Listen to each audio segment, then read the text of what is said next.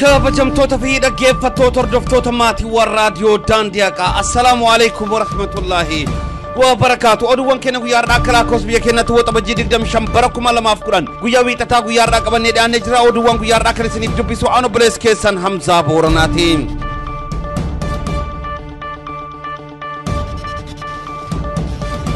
weerarri ummata keenya irratti abdiileedhaan geggeeffamaa jiru ammas cimee itti fufee jira.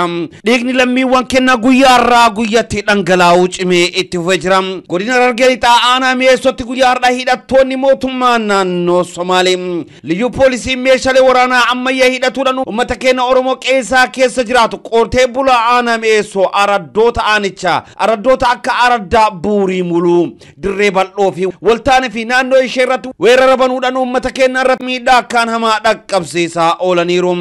Godina Harargee Lixaa aanaa mi'eessoo aradda waltaanee iddoo buurii jedhamutti lola liyyuu haayilii poolisiin Somaalee banteedhaan ilmaan Oromoo 7 madaawaniiru. Isaan keessa kan maqaan isaanii nu dhaqqabe Jamaal Xaahaa, Jamaal Muhammadoo fi Toofiq Ahmadoo yeroo ammaatti hospitaala Ciroo fi Asaboot keessatti waldhaanamaa akka jiran beekamee jira.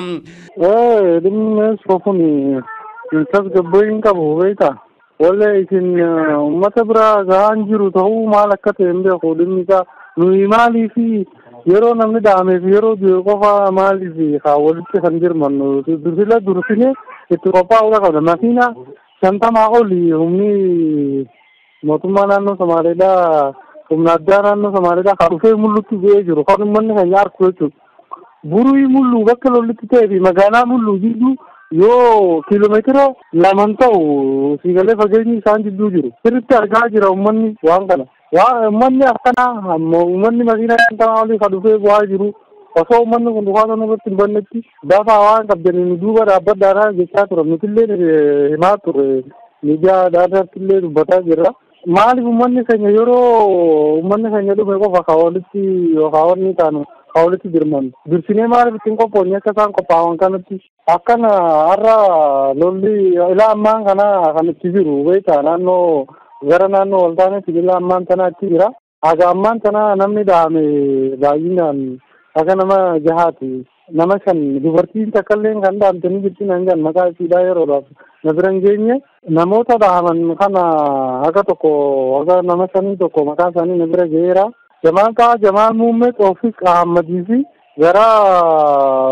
gara buriirraa namni kan hangammaa kan madaa'e waliigalatti nama 5 kan wanni ta'e maqaa isaa qulqulleeffadheen si hima. Amma yeroo ammaa kana hospitaala Ciroo jira hundi isaanii kaan Asaboo jira. Weerara guyyaa har'aa geggeeffameen ilmaan Oromoo 7 kan madaa'anii fi mootummaan federaalaa nageenya biyya tasgabbeessuun tokkummaa uummataa mirkaneessuu fi walitti bu'aansa daangaa karaa haqa qabeessa ta'een hiikuu osoo danda'u harkifannaa fi xiyyeeffannoo isaa laaffiseeti jira.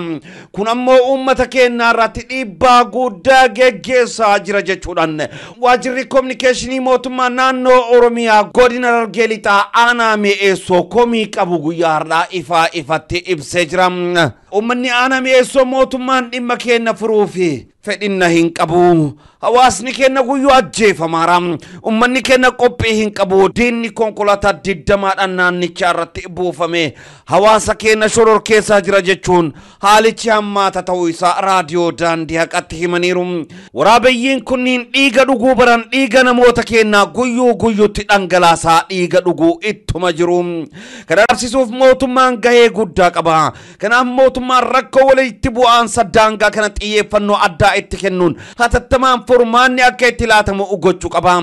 Mootummaan biyya gaggeessu osoo jiru guyyaa lubbuun namoota baay'ee darbuun rakkoodha. Kanaafuu furmaata barbaachisu laatamuu qaba jechuudhaan komii uummata waajjirri kominikeeshinii aanaa mi'eessoo guyyaa har'aa fuula feesbuukii isaarratti ibsee jira. Maddeenni keenya naannicharraa dubbifni hawaasni keenya buqqaafamaa jira.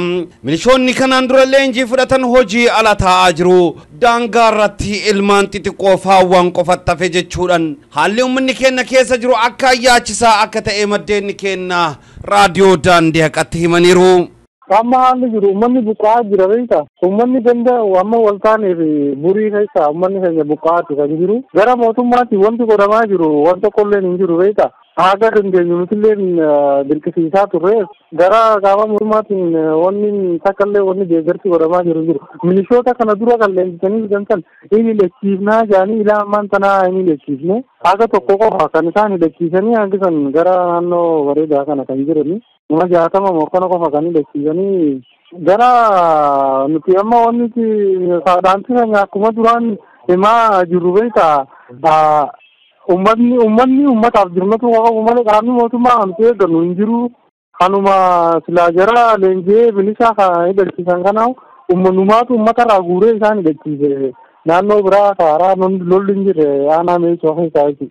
Araddaarra yaaneeti guuree kan isaanitti kan hidhachiisne ganama 60 bakka. Kana kan dhaamsi nuudhaan tananga uummanni keenya osoo lubbuun jiru osoo hin dhaaminitti osoo lubbuun isaanii hin bahinitti akka walii dirmannu hatattamaan osoo namni tokkollee waa takka hin ta'initti erga namni dhaame fiigaa oolu namni kan jedhamee jira loltuu dhabaa jiru nama nu lolu dhabaa jirra amma daa'imman fi hawwan qofa kasaan gara nu hafaa jiru dhibni kun gadi fageenyaan uummatatti dhaga'amee quuqamatti dhaga'amuu qaba. Uummata biraanis sirriitti nu ga'uu qabdanii furmaatas nu laachuu danda'u isinirra jira taangaa. Gama biraatiin hawaasni keenya baabbilee rakkoo akkaan jabaataa keessa kan jiruu fi uummanni keenya gandoota sadii ganda abdii ganda ifaa fi ganda biiftuu irraa guutumaa guututti shiira diinadhaan buqqaafamee jira. Uummanni keenya dirreetti hafee jira. Maatiin manaaf qabeenya isaanii irraa buqqaafamanii beeladhaan gaaga'amaa jiru. Uummanni keenya rakkoo ammaataa keessa jira. Ammaan kana uummanni Araddaa irra ribaadaa jamturraa ganda sadiirraa buqee ganama barii baateen inni naannoo sanii manneen isaanii gurguddee qabeenya isaaniitii saamtee isaan baqachiiftee jechuudha. Akkuma jiru buqqee bulchiinsa aanaa keessa galee jira. Bulchiinsa aanaa keessatti walitti qabamee jira. Ganda abdiitii fi ganda ifaatii fi ganda biiftuu. Mootummaan ammas furmaata waaraa uummata keenyaaf kennuudhaaf qophii akka hin jirre agarsiisa jechuudhaan jiraattonni aanicha gadda guddaa keessa seenuudhaan raadiyoo daandii haqatte komii isaanii dhiyeeffatanii jiru. Haalli uummanni keessa jiru hedduu yaaddessaa fi qaamni mootummaa guututti nu dagateera. Dhiigni lammiiwwan keenya guyyuurraa guyyuutti dhangalaafamaa jira jechuudhaan hawaasni komii isaa dhiyeeffataa jira. Amma ammattis mootummaan federaalaa fi mootummaan naannoo Oromiyaa fuula isaanii gara godina Harargeetti deebisuu dhabuun isaanii uummataa fi aktiivistoota Oromoo biratti gaafii guddaa ta'ee jira. Kallattii biraatiin poolisiin liyyuu haayilii Somaalee godina Gujii aanaa Liiban keessatti ilmaan Oromoo lama ajjeesuun tokko madeessan. Ammas abdii illee boqonna hin qabu. Lammiiwwan keenya roga hundaan dhiiga isaanii dhangalaasaa jira. Biyyattiin jijjiiramaadhaaf yeroo tarkaanfataa jirtu kanatti abdii illee biyyattii booda tarkisuudhaaf guyyuurraa guyyatti waraana isaa bobbaasuudhaan Oromoof Oromiyaan nagaan akka hin bulle taasisaa jira. Mootummaan federaalaa fi mootummaan naannoo Oromiyaa kanas dhaabuu hin dandeenye. Mootummaan federaalaa fi mootummaan naannoo Oromiyaas lammiiwwan isaanii akka nagaan oolanii bulanii fi abdii illee irratti hammaammatti tarkaanfii fudhachuu hin dandeenye. Poolisiin liyyuu haayilii Somaalee lubbuu Oromoota nagaa galaafachuu ammas cimsitee itti fuftee jirti. Haaluma kanaan guyyaa kaleessaa godina Gujii aanaa Liiban keessatti ilmaan Oromoo horii tikfachaa turan irratti dhukaasa banuun nama tokko madeessuun lama qabanii kan deeman yommuu ta'u namoota lamaan qabanii deeman ajjeesuun karaa irratti reenfa isaanii akka gatan maddeenni keenya nuuf gabaasaniiru. Ilmi Oromoo madaa'ee yeroo ammaa kanatti hospitaala Nageelletti yaalamaa kan jiru yommuu ta'u maqaan ilmaan Oromoo ajjeefamanii karaa gubbatti darbaman Malloo Adulaa fi Tulee Shaanqoo kan jedhaman akka ta'e maddeenni keenya naannichaarraa odeeffannoo nu dhaqqabsanii jiru. Abdii illee waraana isaa bobbaasuun guyyuun ilmaan Oromoo qe'ee isaanii irratti galaafachaa kan jiru yommuu ta'u namni kun to'annoo jala ooluun alatti nageenyi naannoo Somaaleef Oromiyaa boora'uurraa hin dhaabbatu waan ta'eef mootummaan hatattamaan nama kanaa fi namoota isa duuba jiran mara to'annoo jala oolchuun nageenya uummata akka mirkaneessu ammas uummanni roga hundaan waamicha isaa dhiyeessaa jira. Mootummaan federaalaa fi mootummaan naannoo Oromiyaa waamicha uummata kana ni dhagahuu laata kan jedhu gaafii hawaasaa hundaati. Waraabessoonni guyyaa ilmaan Oromoo irratti dhukaasa banuudhaan ilma Oromoo tokko akka galaafatan beekame. Waxabajjii 24 bara 2010 guyyaa kaleessaa galgala qaamonni badii jijjiiramni isaaniif hin ta'in TPLF shiira isaanii xaxuu itti fufaniiru. Qaamonni badii mootummaa abbaa irree jijjiirama biyyattii keessatti deemaa jiru kan hin jaalatin uummata keenya gooluu kan itti fufanii fi qaamonni badii kun naannoo Amaaraa godina sablammii Oromoo aanaa Jiillee Dhumuuga magaalaa Sanbatee qaxxaamuruudhaan ganda Garbii keessa yeroo yeroo qaxxaamuranitti uummanni konkolaataa kana dhaabsisuudhaaf yaalii yeroo taasisan uummata irratti dhukaasa banuudhaan kan magaalaa Garbii keessa darbanii fi yeroo magaalaa Baxxee dhaqqabanitti dhukaasa uummata irratti banuudhaan ilma Oromoo maqaan isaa Jamaal Umar Idris jedhamu akka galaafatan beekamee jira. Namni tokkos madaa'ee jiraatu maddeenni gabaasaniiru. Ka'umsi rakkoo kana maddeenni keenya akka nuuf gabaasanitti konkolaataan Land Cruiser qaamota badii TPLF fe'ee deemaa jiru ganda Garbii yeroo dhaqqabetti ilma Oromoo rukutee gara magaalaa Baxxeetti yeroo darbu gara magaalaa Baxxeetti bilbiluudhaan akka magaalaa Baxxeetti qabamu ajajni kan darbee yeroo magaalaa Baxxee dhaqqabutti konkolaataa kan dhaabsisuudhaaf yaalii taasifamaa ture irratti qeerroo maqaan isaa Jamaal Umar Idris jedhu magaalaa Baxxee keessatti kan galaafatee fi dhumarratti konkolaataan kun to'annoo jala yeroo oolfamutti qaamni badii tokko qabamee tokko immoo akka miliqe beekamee jira. Maddeenni keenya naannicharraa akka odeeffannoo nu dhaqqabsanitti yeroo qeerroon konkolaataa rasaasan miila isaa yookaan goommaa miilaa irratti rukuttu konkolaataa irraa bu'uudhaan gara bosonatti kan baqatanii fi qeerroon faana bu'uudhaan qaamota badii kan barbaaduudhaan qaamota badii kana keessaa tokko meeshaa boombii fi rasaasa baay'ee waliidhaan kan qabanii fi tokko kan miliqee fi kan qabamee qawwee isaa bakka kaa'ee akka hin beekamnee fi konkolaatichas qeerroon ibiddaan akka barbadeessan nuuf gabaasanii jiru. Qeerroon magaalaa Dodolaa kaabinoota hattuuf saamtuu irratti hiriira guddaa guyyaa har'aa taasisan. Godina Arsii lixatti qeerroowwan magaalaa Dodolaa kaabinoota hattuu saamtuu fi kanneen aangoo daahoo godhachuun lafa magaalaa qabatanii irratti hiriira mormii jaba gaggeessaa akka oolan gabaafameera. Qeerroowwan kun kaabinoonni kun taayitaa irraa kaafamuun seeratti akka dhiyaatan gaafataa akka oolan beekameera. Keessattuu nama maqaan isaa Seifuu Oggatoo jedhamu kan asiin dura aanaa Asaasaa bakka Xabeelaa jedhamu keessatti waajjira misooma qonnaa keessatti qarshii 15,000 qacaramuun hojjechaa kan ture hamma garuu qarshii miliyoona 123 kan mootummaan magaalaa Dodolaaf bishaan galchuu baasee hordofuun baajata kana saamuuf hojii isaa gara magaalaa Dodolaatti jijjiirachuun waajjira bishaanii qarshii 8,000 qacarame kan jiru mormuuf qeerroon gara waajjira isaa deemu mormii cimaa taasisaa akka oolan maddeen raadiyoo daandii haqaa nuuf gabaasanii jiru. Oduu gaddaa dargaggoo Mahdi Abdii Hajji jedhamu kan rasaasa diinadhaan qaamota badii Abdii ledhaan daangaa irratti rukutamee baatii 10dhaaf siree irratti dararamaa ture guyyaa har'aa lubbuun isaa dabarte. Dargaggoo Mahdi Abdii Hajji jedhamu abbaan ilma sadii cinaaksanitti rasaasa summii qabuun saroota Abdii leetiin rukutame rasaasa isa rukuteen hiddi isaa kan citee fi qaamni mudhii isaa gadi jiru haala miidhamee tortoree baatiiwwan 10dhaaf wal'aansa yaala gahaa dhabuudhaan manatti rakkataa ture guyyaa har'aa akirame. Mahdiin manneen yaala garaagaraa Dirree Dawaa fi hospitaala Tukur Ambassaa dabalatee yaalamaa kan ture ta'us biyya alatti yoo geeffame malee biyya keessatti hin fayyu jedhamuun gama cinaaksanitti geeffame yaala gahaa dhabuudhaan mana keessatti dararamaa erga ture guyyaa har'aa lubbuun isaa dabartee jirti. Dargaggoon Mahdi abbaa ilmaan sadiiti. Rabbiin isaaf haa araaramu. Firaa fi xamaraaf obsaaf jajjabina hawwina. Mootummaan naannoo Oromiyaa ilmaan Oromoo daangaa irratti wareegamaa jiranii fi yaalii ga'aa kennuu osoo qabuu garuu garagalee isaa mil'achuu dhabuun kan boru wal nam gaafachiisudha. Abaon tokko beekan Birgeedar Jeneraal Haayiluu Gonfaan durfamoo guyyaa kaleessaa gara biyyaatti deebi'e. Abaon tokko guyyaa kaleessaa Oromiyaatti deebi'uun handhuura Oromiyaa magaalaa Finfinnee akka seene beekameera. Jaarmayni siyaasa kun mirga uummata Oromoo kabachiisuuf jecha qabsoo hidhannoo dhiisuun biyyatti galee karaa nagaan qabsaa'uuf gara biyyatti akka seene beekamee jira. Jiila Aboo tokko kan Birgeedar Jeneraal Haayiluu Gonfaa fi abbaa nagaadhaan hoogganamu kanaaf uummanni keenya tokkummaadhaan buqqa'ee buufata xiyyaara booletti kan simatee fi itti gaafatamtoota mootummaa wajjinis guyyaa kaleessaa kan wal haasawanii fi kallattii miidiyaatiin hawaasa isaaniidhaaf dhaamsa dabarsanii jiru. Hiriirri deeggarsaa muummicha ministeeraa Dr. Abiy Ahmed fi jijjiirama biyyattii keessatti taasifamaa jiruuf taasifamuu cimee itti jira. Guyyaa har'aa hiriirri deeggarsaa muummicha ministeeraa Dr. Abiy akkasumas jijjiirama biyyattii keessatti deemaa jiru irratti Arsii Roobetti hiriirri gaggeeffamaa oolee jira. Uummanni keenya tokkummaan bahuudhaan guyyaa har'aa dhaadannoolee adda addaa qabatuudhaan hiriira kanarratti argamuudhaan deeggarsa muummicha ministeeraaf qaban kan agarsiisanii fi uummanni keenya nagaadhaan hiriira isaa gaggeesse akka gale beekamee jira. Biwol fakkaatuun guyyaa kaleessa sochii jijjiirama biyyattii keessatti deemaa jiru deeggaruun hawaasni fi qeerroon Arsii Diida'aa magaalaa Saddiiqaa hiriira deeggarsa bahuun tumsa muummicha ministeeraa Dr. Abiyyiif qaban agarsiisaniiru.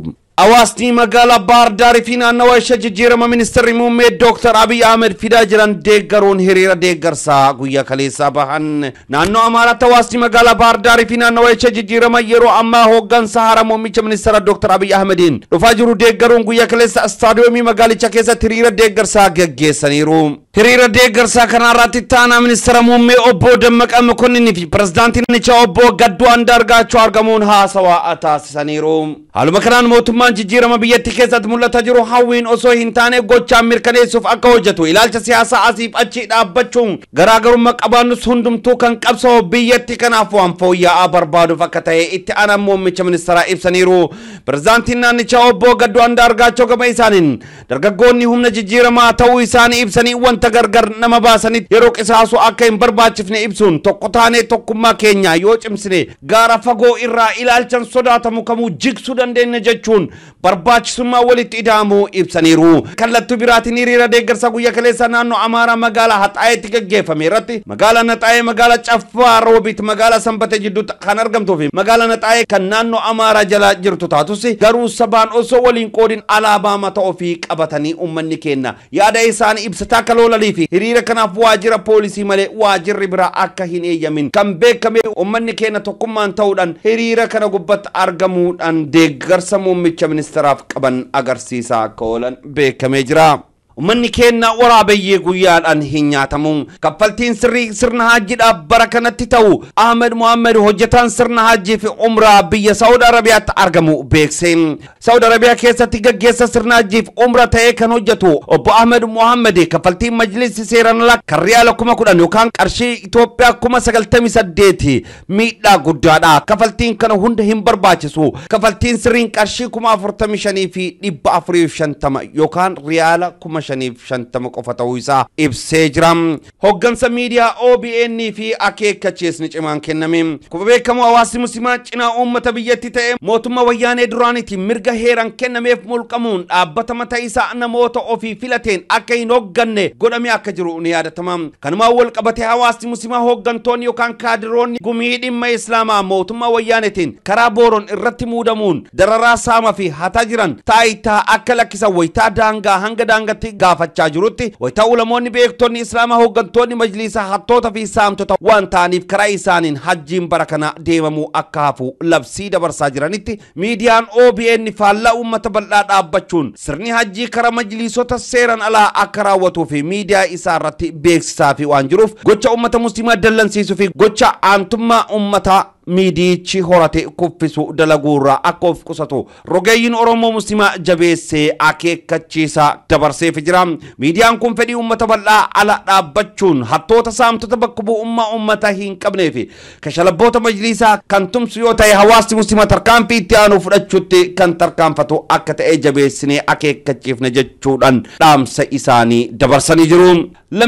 Lammiif gaachana aanaa jaarsotti jiilli abbootii amantaa abbootii gadaa fi qeerroo magaalaa Ahmed Imam Oromoota Shiira Abdii Illetiin daangaa aana Cinaaqsan irraa buqqaanii fi deeggarsa qarshii 150 taasan godina Harargee Bahaa aanaa jaarsotti jiilli abbootii amantaa qeerroo fi abbootii gadaa magaalaa Ahmed Imam lammiif gaachana jechuun Oromoota aana Cinaaqsan irraa Shiira jeneraalota wayyaanee fi Abdii Illeen qeeb qabeenya isaanii irraa buqqaaniif deeggarsa qarshii 150 gumaachaniiru.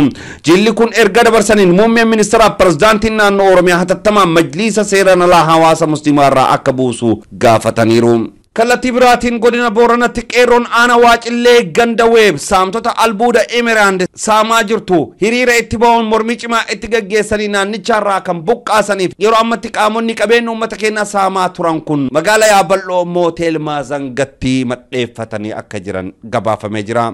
Korri waggaa tokkoffaa Masjid Al-Ansar milkiin raawwate. Korri waggaa tokkoffaa Masjid Al-Ansar milkiin akka xumurame maddeen gabaasaniiru. Konfiraansii waggaa tokkoffaa Edmonton Kanaadaatti Juunii 30 fi Juulayi 1 gaggeeffamaa ture milkiin goolabamee jira. Konfiraansii kana irratti ulamoonni kennaa US irraati argaman Sheikh Bashir Osman, Sheikh Ali Sufyan, Sheikh Abdurrahim Ahmed Doyo, Sheikh Fuad Ibrahim Hamza, Saiful Islam kan argaman yommuu ta'u Kanaada keessa immoo sheekonni hedduun kan irratti hirmaatan. Konfiraansiin kun Juunii 30 fi Juulayi 1 guyyoota lamaaf gaggeeffama erga tureen booda milkiin raawwate jira. Dhuma kora kana irratti ulamoonni Oromoo Ameerikaa kaabaa dhimma biyyaa irratti ibsa ejjennoo qabxii 8 qabu kan baafatan yommuu ta'u yaali ajjeecha muummicha ministeeraa Dr. Abiy Ahmed irratti raawwate balaaleffachuun majlisni seeraan alas taayitaa akka lakkisu gaafachuun fatwa ulamoonni baha Oromiyaa hanga majlisni seeraan alaa taayitaa lakkisutti hajjiin barana akka hafuuf kennan akka deeggaran ibsuudhaan ibsa ejjennoo baasaniiru. Ibsa ejjennoo ulamoonni baasan akka armaan gaditti isiniif dhiheessina. الله الرحمن الرحيم. إبسي جنو علماء نورث أمريكا USA في كندا لا ولترفع علماء أمريكا كندا لا خروجات وقفة مسجد الأنصار المنتل كندا كوبيتيرتي والجهني لما حواس مسلم أفقوا أبو هدو إيجا حواس أفضل سنبود جيرما بيخيتي أرجمي لالجسي إبسي جنو أرمانغدي خنباسا توكو حواسني خينيا بكجير هندتي ألافي بيخيتيز توكما ولي لابتني حقي ثاني قابتو في والغرغارني والغر لابتني وان فايدة هندا دفكر لابتن يا ميكدا بسيف لما جيرما بيدين خيتتي قبصو خير وفي حواس بلاتي الدفع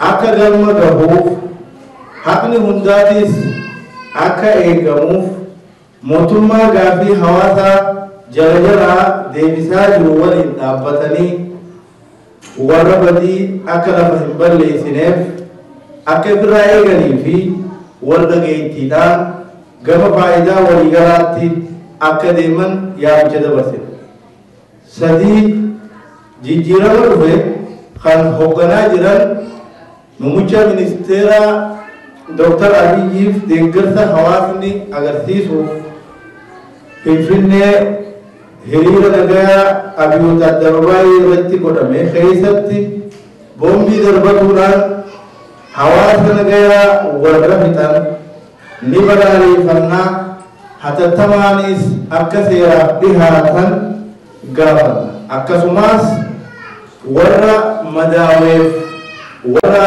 دوئيفيس sabri fi akkadinan kadannaf afur mootummaan jijjiirama gaarii jalqabame akka lafa qabatuuf tattaaffii godhamtu keessatti gaafii ummata muslimaa bal'aa kan yeroo dheeraadhaaf dhageettii dhabe akka xiyyeeffannoo itti kennee hatattamaan hawaasa bal'aa muslimaatiif deebii kennuu gaafanna.